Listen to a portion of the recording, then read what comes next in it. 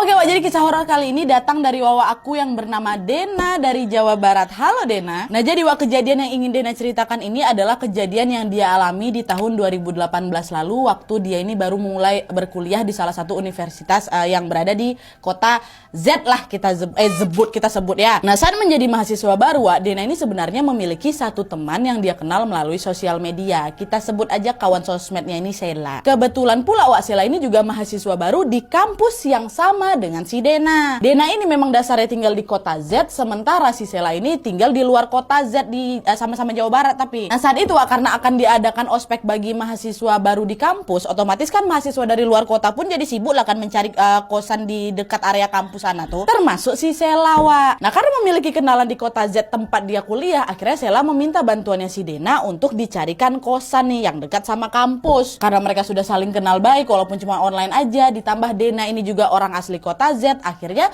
Dena pun menyetujui untuk membantu mencarikan kosan untuk si Sheila. Sheila bilang, "Den, minta tolonglah aku carikan kosan dekat kampus ya, tapi murah," kata si Sheila. Kan oke siap, nanti aku cari-cariin ya Wak ya, kata Dena. Jujur agak sulit memang waktu itu mencari kosan yang strategis dekat sama kampus tapi murah gitu. Biasanya kan semakin dekat sama kampus makin mahal harganya kan Wak. Nah agak kesulitan tuh Wak Dena nyari kosan yang cocok buat budgetnya si Sheila. Akhirnya beberapa hari kemudian Dena yang tidak kunjung dapat kosan yang cocok buat si Sheila ini mencoba ngubungin si Sheila lagi. "Sheila, aku belum nemu-nemu juga nih. Kebanyakan yang dekat sama kampus harganya lumayan mahal Wak," kata. "Oh kalau gitu gini aja Wak, nggak apa-apa kok, nggak dekat-dekat kali sama kampus, yang penting murah," kata si Sheila kan.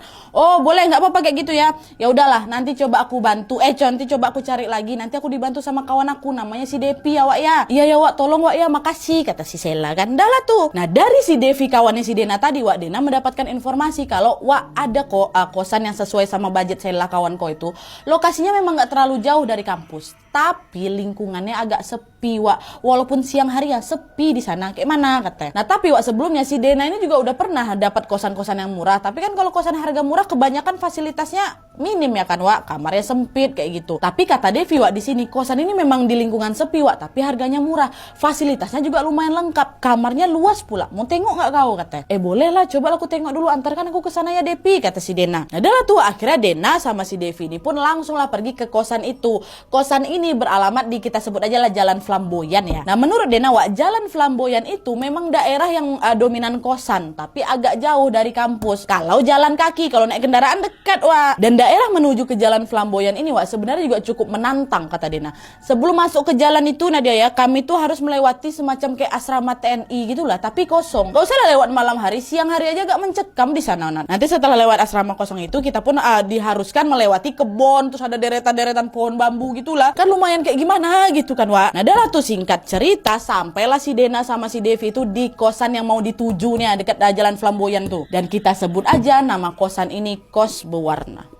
Kenapa berwarna Nadia? Karena kata Dena Wak, kosan tuh memang warna-warni. Setiap kamar tuh dibeda-bedakan warnanya, ada yang kuning, ada yang biru, ada yang hijau kayak gitu Wak. Tapi walaupun warna-warni kayak gini, Dena ini merasa kesan warna-warni itu agak kurang pantas Wak. Karena apa? Walaupun berwarna-warni Wak, waktu si Dena ini masuk, hawa nggak enak tuh langsung dirasakan sama si Dena. Kelihatannya aja lucu Nadia macam taman bermain, tapi waktu udah masuk suasana betul-betul nggak enak. Nah sedikit penjelasan tentang bentuk kosannya nih Wak ya. Kosan itu terdiri dari 2 lantai dan setiap ruangannya itu saling berhadap-hadapan. Jadi kayak letter U gitu Wak. Nah di tengah-tengah kosan itu terdapat macam teras yang biasanya dipakai untuk mengerjakan tugas, untuk ruang tamu gitu. Dan di ruang tamu yang di tengah-tengah nih ya, ada lukisan Wak, semacam lukisan gambar lautan lah. Terus di tengah lukisan itu macam ada gambar perempuan macam Nyai gitu. Tapi memang nggak kelihatan jelas karena kecil samar gitu Nadia. Nah kayak gitulah Wak kurang lebih ya. Nah pertama kali masuk area kosan ini belum apa-apa, Dena sendiri udah ngerasakan hawa-hawa nggak enak Wak. Tapi walaupun memang agak mencekam Wak, Dena nggak begitu menghiraukan kali tuh setelah dia tahu ternyata warga sekitar kosan ini ramah-ramah kok. Dari sanalah Dena merasa cukup aman nih untuk Sheila ngekos di sana. Jadi kan kalau ada apa-apa Sheila bisa minta tolong sama warga sekitar apa kayak gimana, rame kok di sana. Nah tapi Wak kata Dena, walaupun aku nih terus mencoba untuk tidak menghiraukan hawa nggak enak di kosan itu ya Nat, tapi makin coba aku tepis makin nggak enak badan aku. Kenapa? Karena selama masuk di sana Dena tuh malah merasakan badannya ini macam kepanasan Wak. Aneh kali lah pokoknya, macam aku nggak pernah ngerasain kepanasan kayak gitu. Selama aku ada di sana buat aku pengen keluar aja dari area kosan tuh. Tapi lagi-lagi gegara pengen nyari kosan kawannya kan, dia pun berusaha menepis pikirannya itu dan berpikir, enggak lah, mungkin memang aku yang lagi parnoan atau aku yang lagi bad moodan mungkin ya. Udah ini untuk Sheila biar dapat cepat kosan ini, biar nggak usah cari-cari lagi gitu. Nah dah lah tuh, nggak lama kemudian si Dena sama Dev ini pun keliling area kosan lah. Mereka ke area parkiran, ke dapur, ke ruang cuci, sampai ke tempat jemuran. Pokoknya keliling lah mereka. Barulah setelah itu mereka masuk ke kamar kosong yang memang direncanakan akan dijadikan kamarnya Sheila kalau Sheila mau. Mereka waktu itu keliling berdua aja nggak sama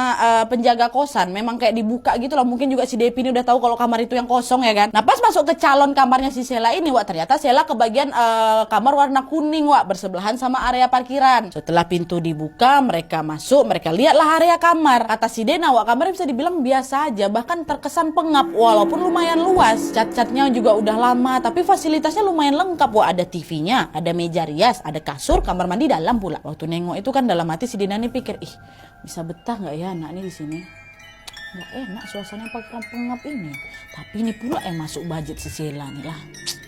Ya udahlah, apa mau dikata? Kata siapa ini kan? Kata siapa? Kata si Dena. Nah setelah puas berkeliling ke area kamar, mereka keluar dan menuju ke area terakhir, yaitu area jemuran. Nah pada saat berada di sana, ada satu titik yang mencuri perhatian Dena. Apa itu? Nah jadi saat itu di area jemuran tuh ada pohon jambu. Lumayan besar lah pohon jambunya. Tapi yang menarik perhatiannya si Sheila adalah pohon di belakang pohon jambu itu. Dena lihat ada satu pohon tinggi kali pohonnya. Tapi pohonnya ada di area belakang kosan nggak masuk area kosan. Dan setelah dilihat lebih dekat lagi, ternyata area lahan di belakang kosan tempat pohon tinggi kali itu luas sekali. Dan baru diketahui lahan luas itu nantinya akan dijadikan bangunan kosan yang kedua. Tapi kata Dena, waktu aku tengok itu kok kawasan tuh terkesan macam kawasan liar. Nah dia macam nggak keurus saking luasnya tuh. Area ditumbuhi rumput-rumput liar dan juga ada pohon-pohon tinggi, termasuk pohon yang narik perhatian si Dena tadi tuh. Nah, kenapa narik perhatian dia? Karena nih ada yang nggak biasa dari pohon nih. Pohon ini kan tinggi kan. Terus di pohon itu ada satu ayunan. Ayunannya itu dipakai tali biasa, terus dudukannya papan, kebayang kalian kan? Nah tapi ayunan ini ada di ranting pohon itu. Pohonnya tinggi, rantingnya di sini, ayunannya di sini. Siapa yang bisa naik ke atas nih? Dena heran lah nengok ini pohonnya kok tinggi kali, tapi kok ada ayunan digantung di batang tingginya itu. Siapa yang mau naik berayun di sana nih? Kalau ini pohon dirangkai macam flying fox ya pula, tapi ini enggak. Tangga pun enggak ada, entah kayak papan penginjak itu juga enggak ada di batang pohon besar ya. Aneh kali ya. Nah aneh kan entah siapa yang bisa berayun-ayun di sana ya udahlah, orang ada di belakang area kosan, kok nggak di area kosan ini gitu. Lagian pun bukan aku yang tinggal di sini dalam hati ya kan. Nah singkat cerita, setelah berkeliling mereka pun langsung ngabarin si Sheila tentang kosan berwarna ini. Dihubungi si Sheila kan, ini udah dapat nih gini. Nah mendengar hal itu Sheila pun dengan cepat langsung menyetujuinya. Iya nggak apa-apa, mau aku di situ katanya. Oke udah, aku talangin dulu buat bayar DP ya, kata si Dena. Ya makasih ya ya. Nah yuk pulang, kata si Dena ke si Depi kan. Nah waktu Dena ini akan mengunci pintu kamarnya si Sheila, kunci pintunya ini macam rusak, nggak bisa dikunci. Dena sama si Devi dah lah tuh berganti-gantian mencoba kunci itu biar bisa kekunci kan, tapi tetap aja nggak bisa. Nah untungnya pas mereka lagi kesulitan kunci pintu itu, datanglah itu penjaga kosan kan. Kenapa Neng, ada masalah? Baru datang dia. Kenapa Neng, ada masalah? Iya nih Pak, kayak pintunya rusak, kata si Dena kan. Nah tanpa babi bu lagi bapak tuh langsung mendekati kunci, tas krek, langsung terkunci. Sekali menjadi teka ini bisa. Dena sama si Devi keheran kok bisa tadi susah kali loh. Kok gampang kali bapak nih ngunci pintu nih ya. Makin banyak yang gak beres di kosan itu.